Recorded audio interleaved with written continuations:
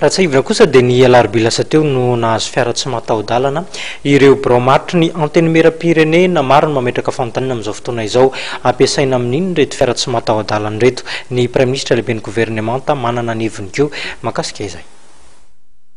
Nambaran'ny praime ministre fa fitaovana ilain'ny fiarahamonina fa tsy ho an'ny solombavam-bahoaka fotsiny fiara tsy mataho-dalana. Anisan'ny tena mila zany ny solombavam-bahoaka any amin'ny faritra hoy ny nambarany. Fa rehefa hitako fa any amin'ny province any le 4x4 zany ho an'ireo député reo dia lasa ambulance dia lasa hoe rehefa misy ilana hoe akana olona maimaika aty na haria dia ny 4x4 ny député ihany no ilaina ka noho zany dia lasa ohatra fitaovana ihany koa dia izy na dia hoe amin'ny voalohany aloha hoe lafa aloha le izy maro zany ka rehefa manana